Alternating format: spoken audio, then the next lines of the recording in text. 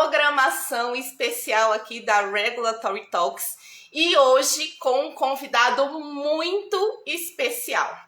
A Regulatory Talks é uma série de lives em que eu convido profissionais da área de assuntos regulatórios para a gente falar sobre essa profissão que é tão importante para a sociedade, mas que ao mesmo tempo fica ali escondidinha nos bastidores da empresa.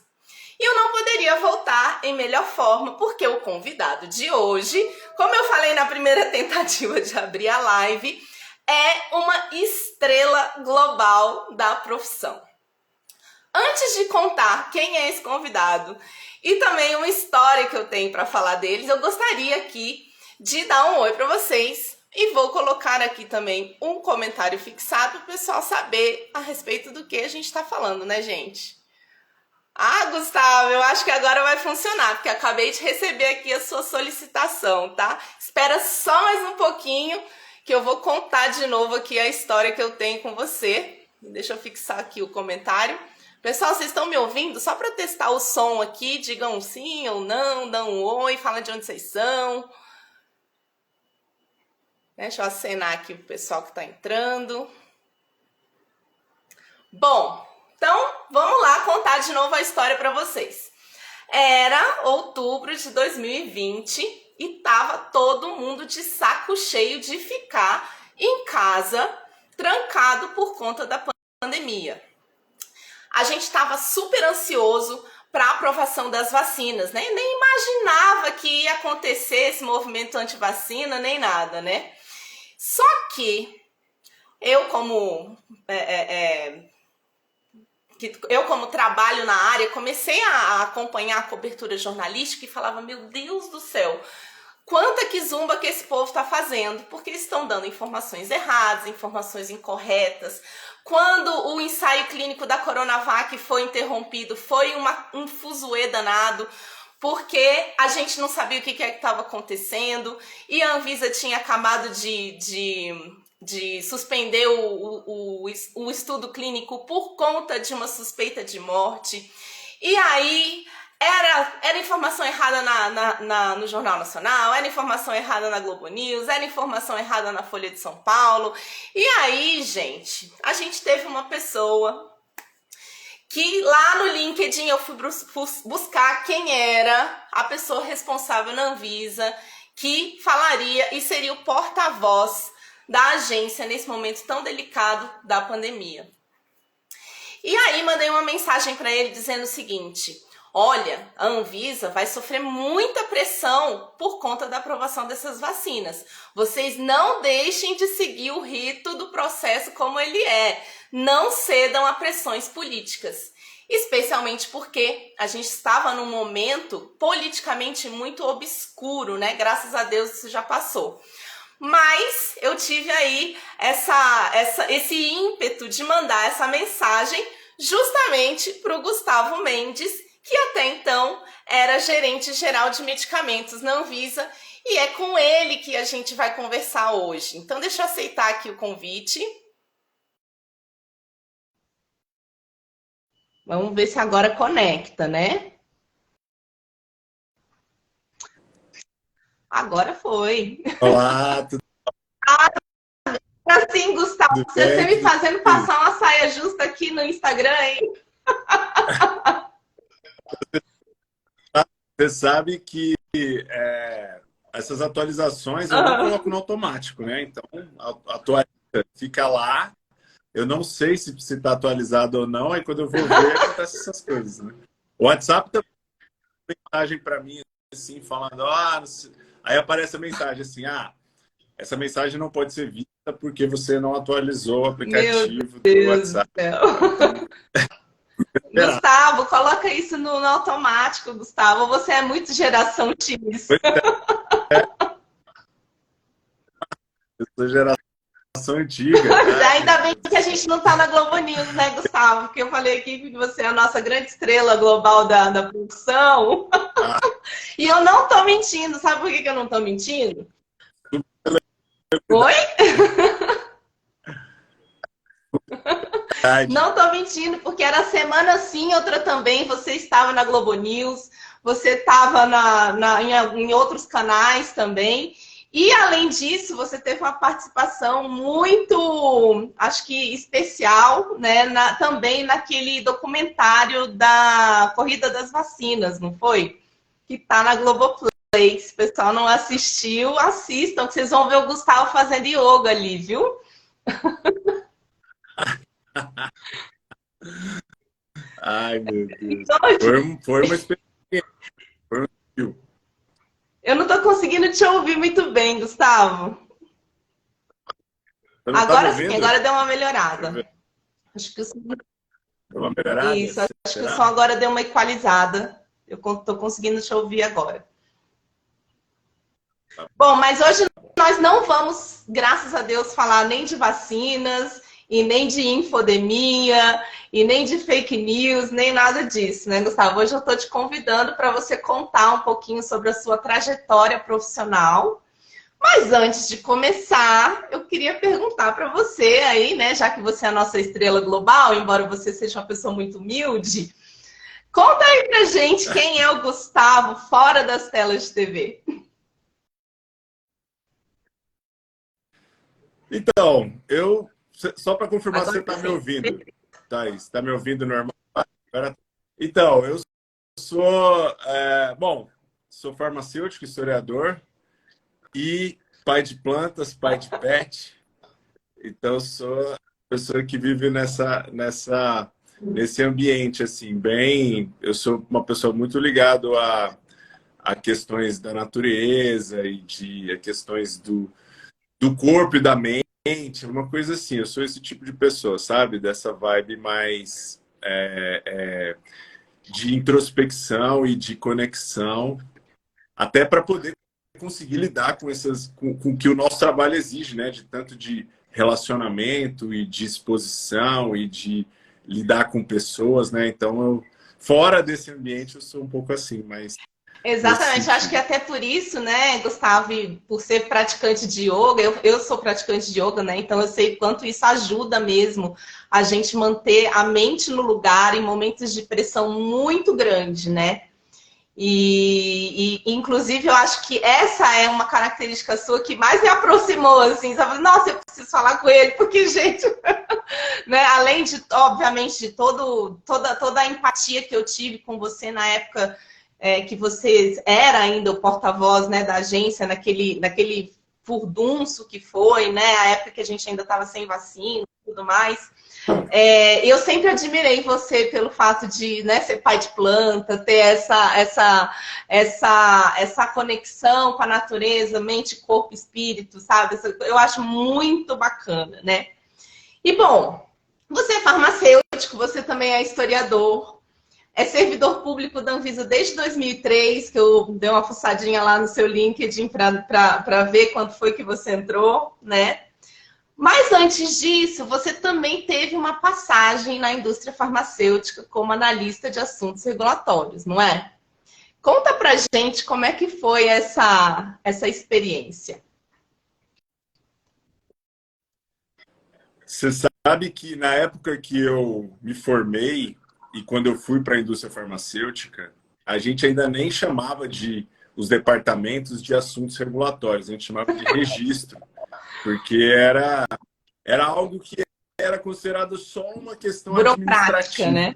Tanto que muito burocrática, né? Muitos farmacêuticos, muitos profissionais técnicos, né, das outras áreas, nutricionistas, ninguém ia para essas áreas porque achava que era algo, né, papel, lidar com papel, não via a questão técnica. Então, quando eu me formei, eu já tinha um pouco essa questão de querer, eu já tinha um pouco da pegada das Sim. humanas, sabe? Já tinha uma questão de pensar um pouco sobre que existe a parte laboratorial do desenvolvimento de medicamentos, existe a parte farmacotécnica, mas existe também uma parte de desenvolvimento clínico e de desenvolvimento legal e administrativo. Então, por isso que eu já tinha um pouco dessa visão. Na época, a Anvisa tinha sido recém-criada, né? Porque eu me formei em 2001, a Anvisa é de 99. Então, a Anvisa ainda era eu brinco, né, que as pessoas ainda, quando eu falava que eu trabalhava na Anvisa, as pessoas achavam que era de cartão de crédito, a empresa, né? Não sei o quê. Mas eu entrei na indústria pensando inicialmente em garantia da qualidade. O setor de registro não tinha estruturado. Eu comecei com garantia da qualidade.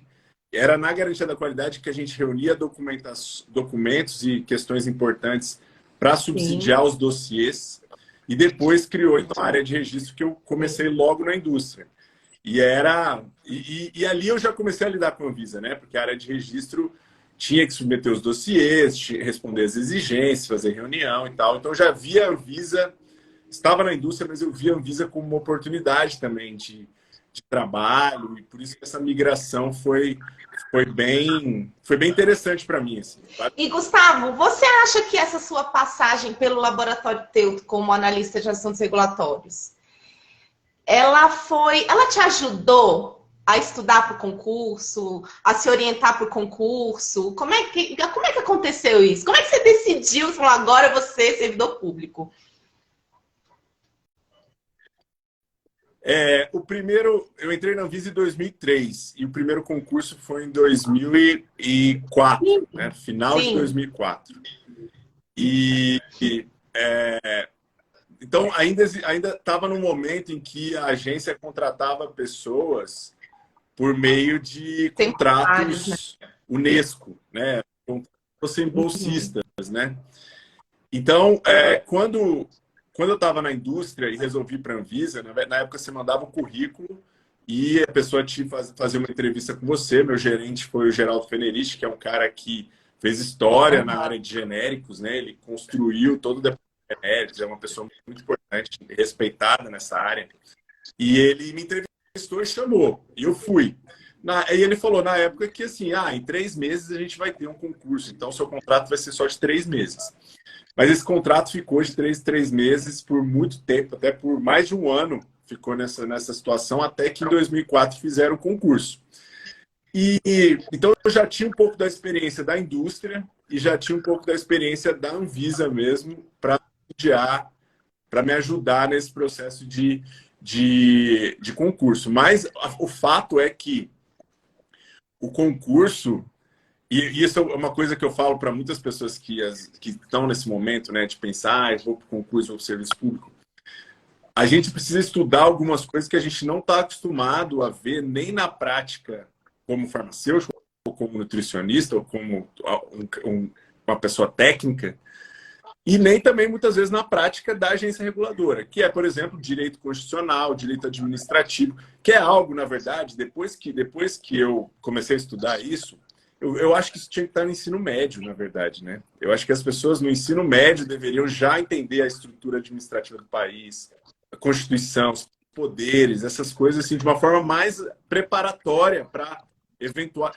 Porque não é só questão de concurso, é questão de cidadania, né? É uma questão de entender onde nós estamos e como funciona aqui. Então, o que me preparou dessa experiência toda, o que me preparou para o concurso foi realmente...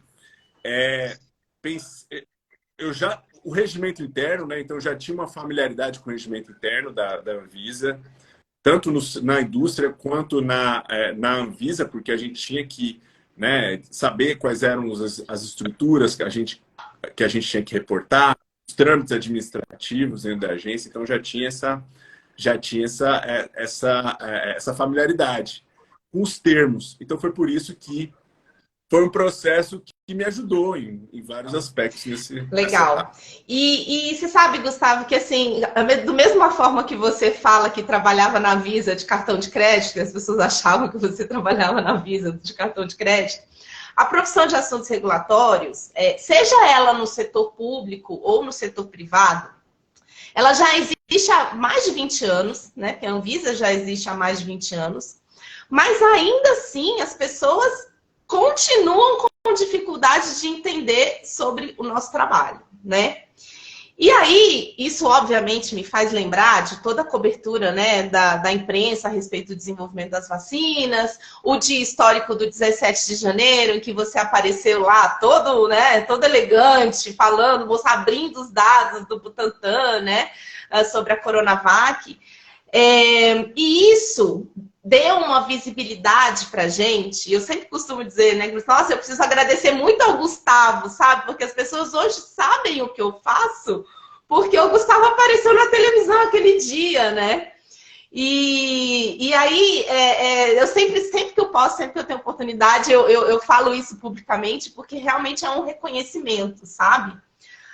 Mas ainda assim, as pessoas têm muita dificuldade, e não é uma profissão, principalmente, né, dentre os profissionais de saúde, que é a primeira opção, né? Geralmente a pessoa chega e cai de paraquedas ali, ou então começa pela qualidade, como foi seu caso, né?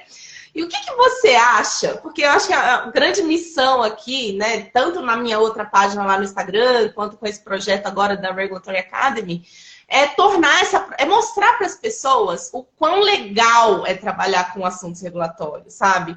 Quantas oportunidades de crescimento a gente tem, né? Então, o que, que você acha que a gente poderia fazer, nós, enquanto profissionais, tanto do setor público quanto do privado, para fazer com que as pessoas, com que o jovem, vou dizer aqui vou falar aqui um desafio, né? Como é que a gente faz o jovem escolher assuntos regulatórios e não virar youtuber?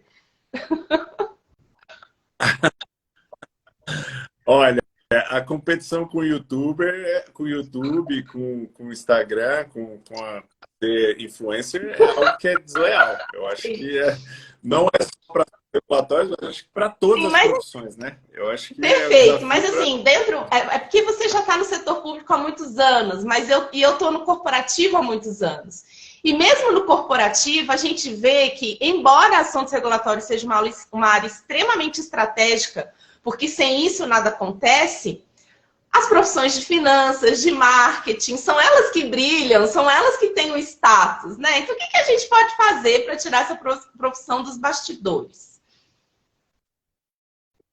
Você sabe que vou falar de onde eu estou vendo, né? Que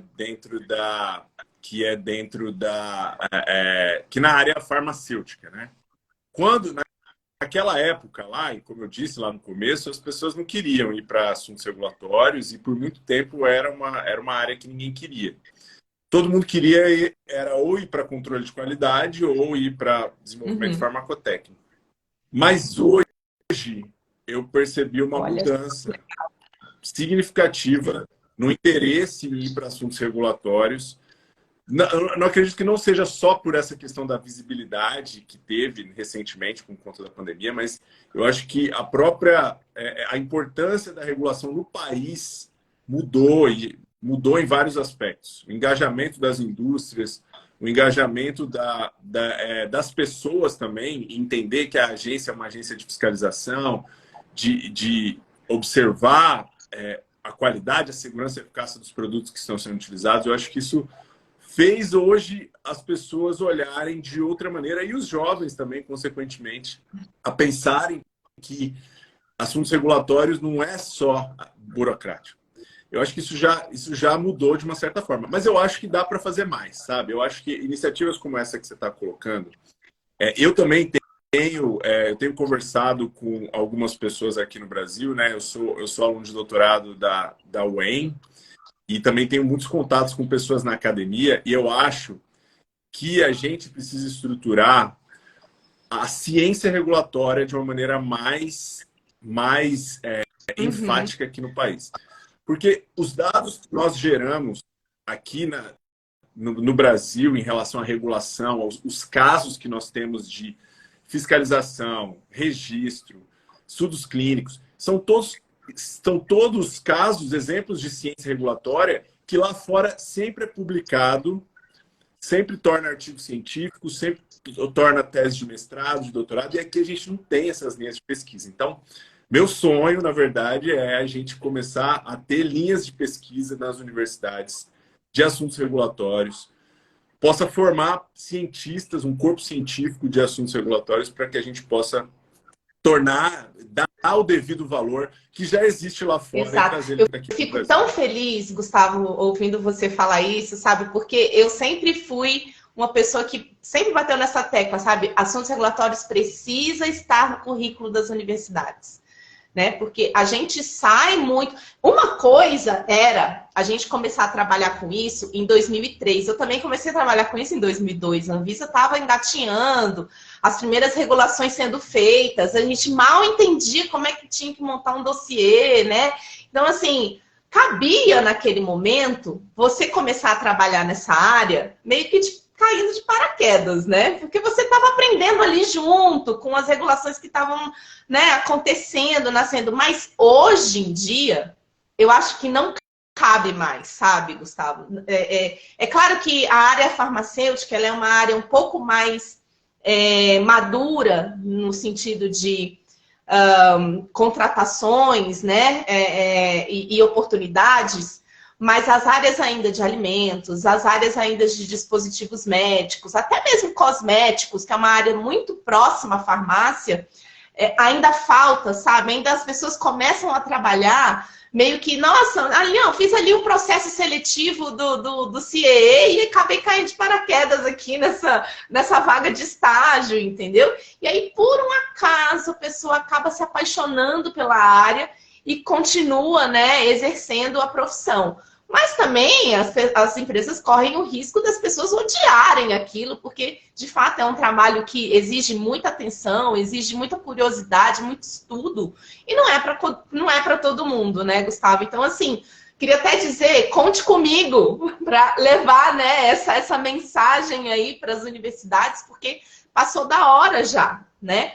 Quando a gente vê mercados maduros, como o americano, por exemplo, a quantidade de oportunidades que a indústria oferece, né? E até mesmo os currículos das universidades, dos departamentos de farmácia, até mesmo de outras profissões em saúde, é muito mais maduro, né? É muito mais inteligível, inclusive, para os profissionais que estão começando, né? Eles preparam muito melhor pro mercado de trabalho, né? Mas não vamos falar de mim, não. Eu quero falar aqui de você. Eu quero saber da sua trajetória profissional. E aí eu queria perguntar de toda a oportunidade que você teve, né? Desde a Anvisa até agora mesmo que você está cedido pela agência para trabalhar no International Vaccine Institute. Qual foi o maior desafio que você enfrentou aí na profissão? Eu acho que o maior desafio até o momento foi quando... Eu acho que tem dois momentos que eu destacaria. Eu acho que o primeiro momento foi realmente quando nós, eu como gerente geral de medicamentos e produtos biológicos e toda a minha equipe fazendo um trabalho técnico, fazendo um trabalho estruturado, embasado, de anos, né, de construção, porque a regulação, a maturidade que a agência tem hoje, a maturidade que a regulação no Brasil tem hoje é graças a um trabalho de construção. Não é uma coisa que vem assim, vamos implementar um modelo que existe lá fora aqui no Brasil. Não é assim. Precisa considerar uma série de particularidades aqui da nossa realidade. E então, quando a gente fazendo o nosso trabalho, a gente foi questionado, né, em alguns momentos em que o questionamento não passou daquela crítica que é uma crítica normal, que todo mundo pode fazer. Olha, está demorando, olha, esse ponto aqui precisa de mais esclarecimento, vocês não foram tão claros, não foram tão objetivos, não explicou o racional. Isso são críticas construtivas e que ajudam a aprimorar. Agora, quando criticam achando que é uma questão política, é uma questão ideológica, é uma questão... E desconectam o trabalho que é essencialmente técnico que é feito pelos servidores. Esses foram os momentos mais desafiadores para mim. Por quê? Porque eu era o gestor das pessoas que estavam fazendo os trabalhos e que precisavam estar motivadas para fazer o trabalho, né? Porque assim, quando a pessoa pensa, pô, mas para que eu estou fazendo o que eu estou fazendo se a empresa vai lá e me processa né? Como aconteceu com o caso da Sputnik, que entrou, fez uma notificação extrajudicial e toda aquela situação, ou quando o presidente fala que a gente quais são os interesses que nós temos. Então, assim, foram momentos muito sensíveis, porque isso desmotiva a equipe e a gente não tinha prazo, né? Eu não tinha prazo para poder fazer um trabalho de motivação, fazer um trabalho de gestão a longo prazo, estruturado. Era trabalho sob pressão. Então, foram momentos desafiadores que me colocaram em prova, me colocaram à prova da minha capacidade de manter o meu equilíbrio, estando naquela posição e lidando com as Eu pessoas daquela lembro, forma. Gustavo, na primeira live que a gente fez sobre educação regulatória, eu acho que, se não me engano, foi mais ou menos em julho, agosto de 2021. A coisa ainda piorar muito, né? Assim, na questão do comportamento do ex-presidente. Ia piorar muito ainda com o movimento antivacina, né? E eu lembro que naquela época eu te fiz essa pergunta também sobre o desafio, e você falou assim: nossa, o período mais difícil foi quando a Anvisa teve que suspender a pesquisa clínica da Coronavac, né? E agora você nem citou isso, sabe, Gustavo? Que eu acho que, colocando em perspectiva, né, deve ter sido fichinha, assim, vocês nem deviam esperar, né? Exatamente. Eu acho que assim, porque aquilo que eu falei naquela época e que eu falei depois muitas vezes, para mim é o que ficou. Nós apanhamos Sim. de todos os lados, né? Nós apanhamos do governo, dos antigoverno, da sociedade, de todos os aspectos. Então, foi um desafio mantermos. E aí, porque assim, a regulação, e esse é um ponto que também é preciso ficar claro, exercer a regulação envolve influenciar interesses das pessoas, né? Quando a gente diz não para uma vacina, a gente está dizendo não para uma infinidade de recursos, pessoas, interesses que estão por trás. Quando a gente diz sim, a gente vai ao encontro das expectativas de várias pessoas. Então, é um trabalho que precisa ser colocado nessa perspectiva também, apesar de que, nas instâncias técnicas, os requisitos para se definir qualidade, segurança e eficácia são requisitos que têm que ser transparentes, têm que ser claros e não podem se Sim. pautar por isso. Mas é um ponto que a gente sempre tem que E você levar em sabe, conta. né, Gustavo? Você é historiador, né? Você também tem essa visão da humanas que você trouxe aqui no início da nossa conversa. E eu sempre fui muito fã do modelo de agências reguladoras, né? Não só o caso da Anvisa, sabe? Mas eu sempre fui muito fã da reforma administrativa que aconteceu ali no governo FHC, né? Justamente por conta dessa descentralização do poder de decisão, de interferência no mercado, né? A Anvisa sempre teve uma postura muito neutra com relação às coisas, né? Todo o processo de avaliação de impacto regulatório, com participação popular, enfim. Eu acho, pessoalmente, não sei nem se é porque eu trabalho só com isso, é porque eu sou fã das agências, não, mas eu acho, pessoalmente, e por ser também muito interessada em história, que o modelo de agências reguladoras, ele é um salto civilizacional, né, na nossa história enquanto país, né? E aí, retomando aquilo que você falou lá no início, de que as pessoas precisam aprender direito constitucional, direito administrativo, né?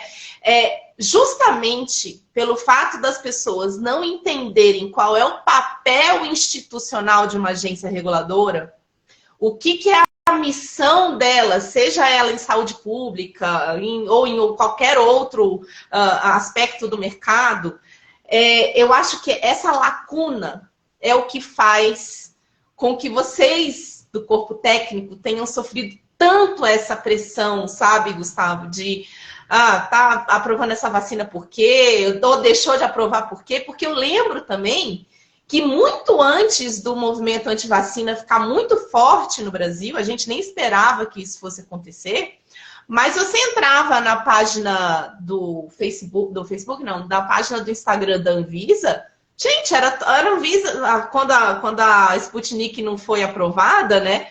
Era todo mundo xingando a Anvisa de genocida, sabe? E assim, quando será que a gente vai elevar o nível de consciência das pessoas para isso, sabe, Gustavo?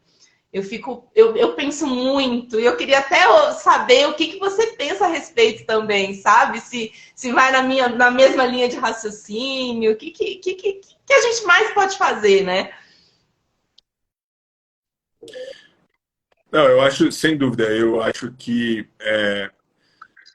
houve um crescimento, sim, na consciência, no esclarecimento na percepção das pessoas da importância da regulação como algo independente.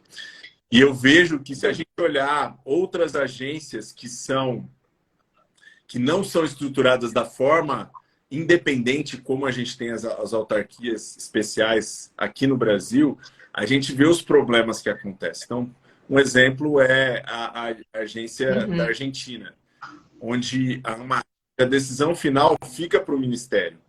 E assim, e faz parte desse conhecimento, de entender a estrutura do Brasil e dos países nas diferentes formas de poder, entender que o executivo tem a função de exercer as políticas ou definir as políticas públicas de saúde, a distribuição, a vacinação, a organização, etc.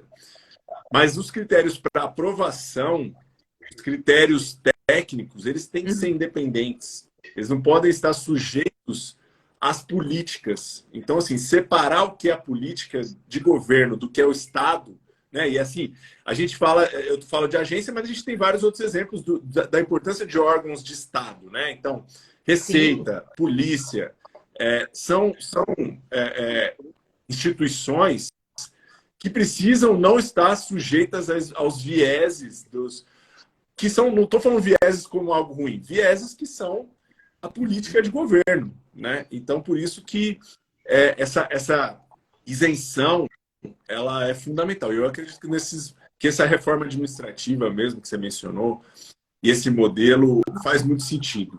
Ainda faz muito sentido e mostra cada vez mais a importância dessa estrutura. Pois é, Gustavo, mas essa reforma administrativa, olha só, aconteceu em 95. As primeiras agências foram criadas ali entre 99, 2000 e alguma coisa, e até hoje as pessoas não entendem como que funciona esse modelo, né? E eu acho que é até por isso que a própria imprensa fez muita confusão, né, com relação ao papel que a Anvisa estava cumprindo.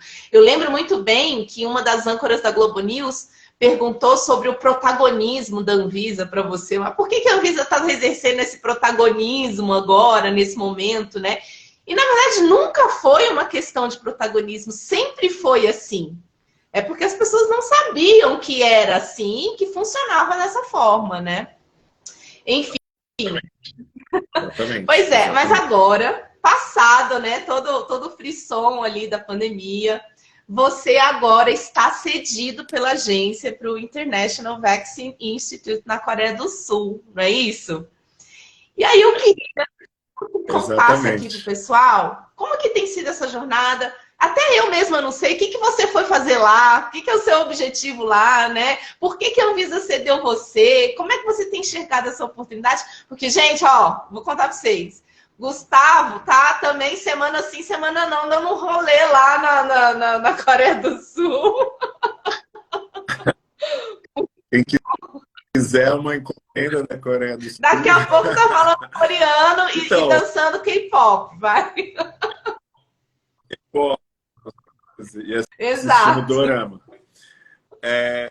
Então, eu faço parte de um grupo na OMS que chama PDVAC, que é um grupo de aconselhamento da OMS no que diz respeito à elaboração de guias para desenvolvimento de vacinas. Eu já faço parte desse grupo já há algum tempo, já desde 2020, desde o começo da pandemia. E ali eu tive a oportunidade de conhecer o IVI, que é o International Vaccine Institute. Tive a oportunidade de conhecer um pouco mais como eles funcionam. Então, o IVI é um um braço do PNUD das Nações Unidas, que foi...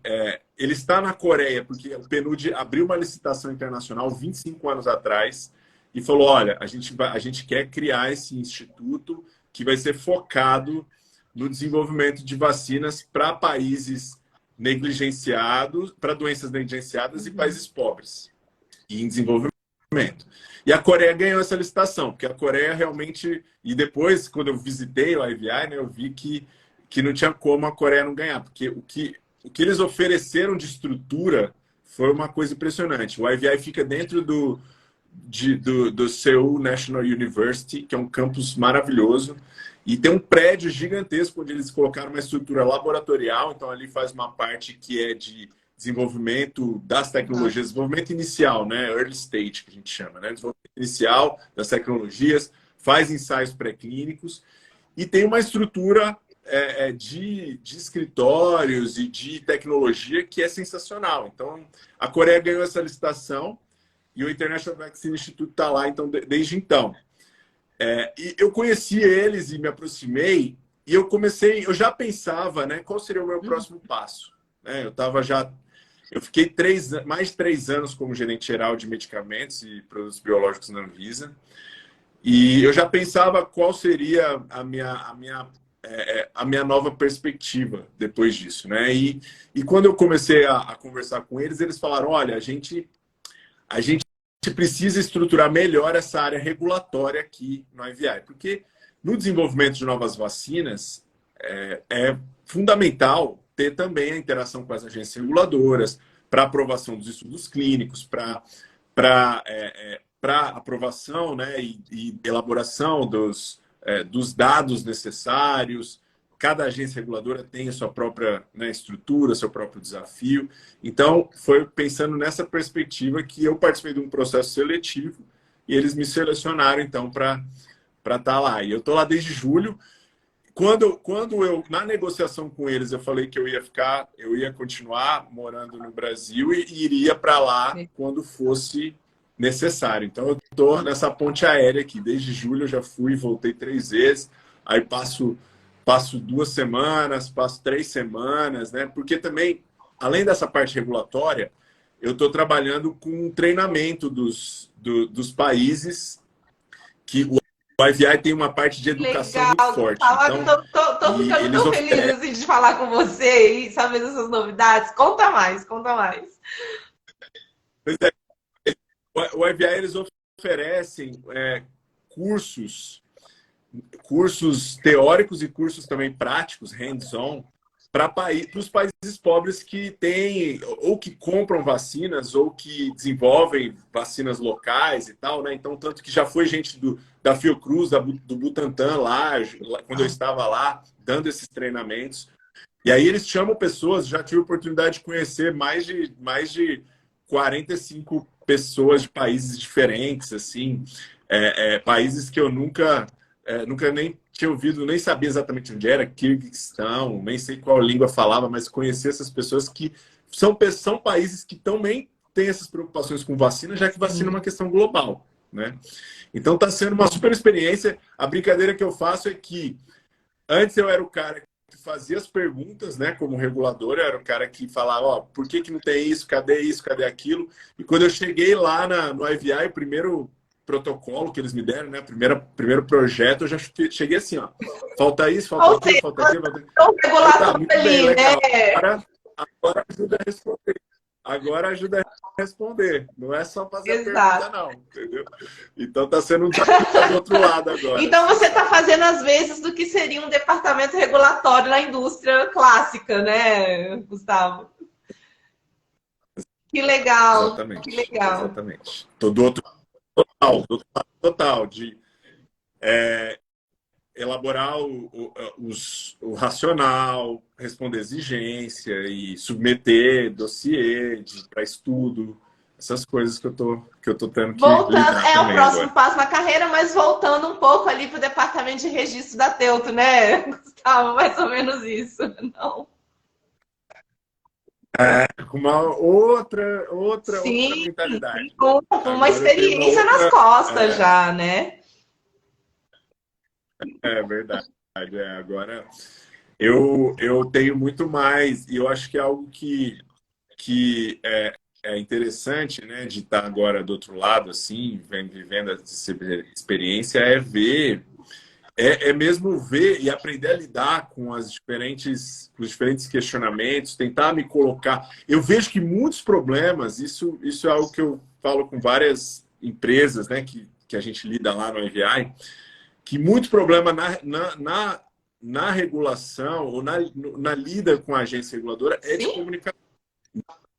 Nem são, muitas vezes, questões técnicas. Muitas vezes a pessoa pergunta, o regulador pergunta uma coisa e a resposta está respondendo uma coisa que não tem nada a ver com o que a pessoa perguntou. O grande desafio é esse do Departamento de Assuntos Regulatórios. É fazer essa conexão entre o que é necessário e o que está sendo respondido. Então, está sendo um grande... exatamente. Nossa, inclusive é a nossa grande preocupação, né, dentro do regulatório, entregar exatamente aquilo que está sendo pedido numa exigência ou, no, sei lá, num processo inicial, né, que seja.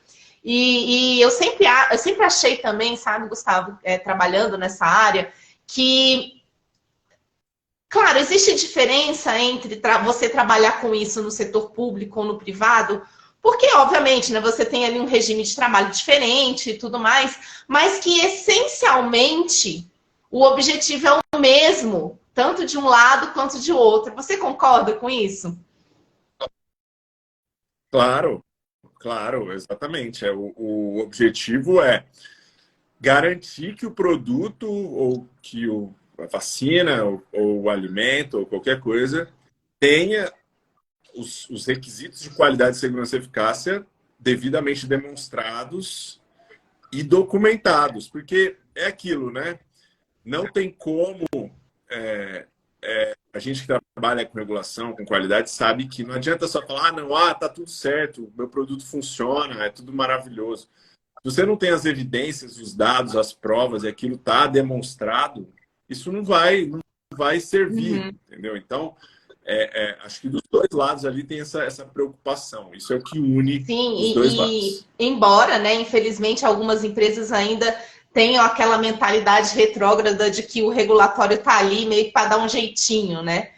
Ainda bem que a nossa agência já amadureceu de forma que não seja mais possível dar jeitinhos, né? E justamente quando a gente entende que isso não vai acontecer, é que eu digo que trabalhar no assuntos regulatórios dentro de uma empresa é começar esse processo muito antes da Anvisa ser envolvida, e é ali que você está trabalhando em prol da saúde pública também. Porque você também tem aquele interesse de colocar aquele produto, mas que ele seja eficaz, seguro e que tenha qualidade dentro do mercado, né? E é por isso que eu batalho tanto, sabe, Gustavo, para fazerem as pessoas entenderem que isso está dentro de tudo, da pasta de dente que a gente usa, né, na primeira hora da manhã, até o último medicamento que a gente toma antes de dormir, sabe?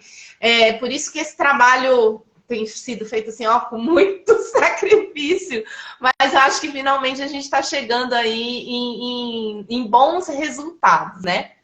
E aí agora, só para a gente Com encaminhar para o certeza. final da nossa live, porque eu tenho 1 hora cravado, eu queria saber que recado você tem para dar para quem está começando, seja no setor público, né? Aquela galera que está engajada em passar ali no concurso da Anvisa, que provavelmente está previsto para esse ano, ou então que quer seguir mesmo carreira executiva dentro da indústria. Você que esteve nos dois lados, o que você vai falar para essa galera?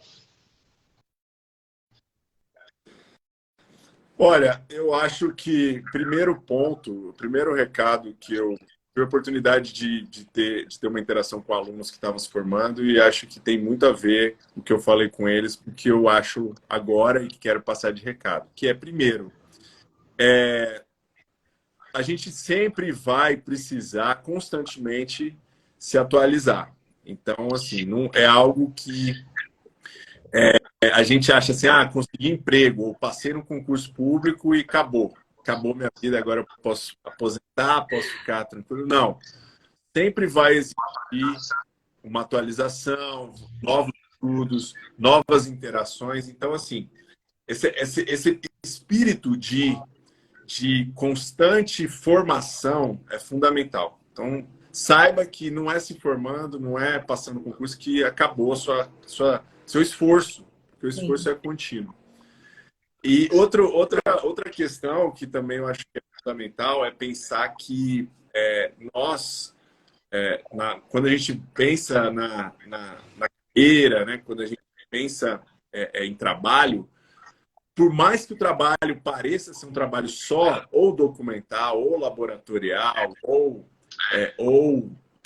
algo muito técnico, sempre vai exigir na vida profissional lidar com pessoas em diferentes níveis. Você vai ter que lidar ou com o chefe, ou com colegas, ou com subordinados. Então, essa característica que eu sei que para muitas pessoas que são introvertidas, muitas pessoas que são que tem, né, a gente tem uma divisão ali numas teorias psicológicas que tem as pessoas introvertidas, que são as pessoas que recarregam as suas baterias consigo mesmas, e tem as pessoas extrovertidas, que são as que recarregam as baterias com as outras pessoas. Em ambos os casos, no trabalho, você vai ter que lidar com pessoas. Então, e lidar bem com pessoas é fundamental para se conquistar, para se adquirir conhecimento, para se conquistar novos espaços, novos desafios. Então, esse é um recado também, um exercício de reflexão, né? Muitas vezes, nas novas gerações, a gente está se relacionando com as pessoas de maneira diferente do que acontecia antes, né? Eu estou me relacionando com você aqui pelo Instagram. Isso não significa que eu não estou me relacionando com você. Eu estou me relacionando com você, estou me expondo, eu estou conversando com você. Então, pensar sobre isso, né? A importância dessa característica. Sim, exatamente. Gustavo, queria agradecer demais aqui a sua presença. Eu não sei se você tem feito live, eu nem sei, na verdade, nem se você chegou a fazer uma live para falar desse assunto, né? Sobre a sua trajetória profissional, mas eu queria agradecer demais. Oi? Meu Instagram nem está atualizado. É mesmo, tem tempo que você não faz live, seu Instagram está desatualizado, então realmente o seu Instagram te entregou. Mas eu queria agradecer muito, né, a sua disponibilidade, a sua sempre presente simpatia, né, e a sua boa vontade de sempre estar trazendo uma palavra de reflexão, uma palavra que até mesmo de conforto para as pessoas, né? Eu acho que você já tem agora, depois de um grande período de desafios, uma legião de fãs, sabe? Eu acho que é justamente isso, uma legião de fãs. Porque foi a partir do seu trabalho e vendo você ali consistentemente apresentando os dados das vacinas, nas reuniões da DICOL, ali, né, com todo o didatismo do mundo, falando para a Globo News, falando para os outros canais, né? Sempre com muita consistência, com muita presença. E eu acho que isso foi fundamental para que as pessoas pudessem reconhecer a importância e a grandeza que a Anvisa tem hoje para o país, né? Então eu vou aqui agradecer aqui em nome da audiência toda, porque você fez um trabalho brilhante. E olha, aquela Thaís que foi lá no seu LinkedIn mandar um recadinho e falar, olha, não ceda à pressão, aquela Thaís está muito orgulhosa, viu, Gustavo? Então, muito obrigada. Obrigado pelo ímpeto, obrigado pela oportunidade, uma honra estar aqui com você e vamos fazer assuntos regulatórios se tornar realmente aquilo que merece. É isso aí. Pessoal, queria muito também agradecer a presença de vocês. Aproveitar aqui a presença do Gustavo para fazer uma pequena propaganda do projeto novo, que é a Regulatory Academy. A Regulatory Academy ela é uma iniciativa de capacitação profissional para profissionais de saúde que estejam recém-formados e que queiram começar a trabalhar na área de assuntos regulatórios. Em qualquer área, não precisa ser necessariamente só em medicamentos, mas em alimentos também. Cosméticos, saneantes, dispositivos médicos, que é a minha experiência. Mas ali vocês vão aprender como é que monta o processo, como é que funciona a Anvisa, qual que é o ordenamento jurídico do país. e toda aquele aprendizado básico que a gente deveria ter na universidade, né, Gustavo? Mas que não temos e que é necessário para que a gente possa, então, começar a nossa carreira nessa área, tá? Então, queria agradecer aqui a presença de vocês mais uma vez, a presença do Gustavo e desejar aí uma excelente noite para todo mundo. Tchau, tchau, Gustavo. Tchau. Obrigada.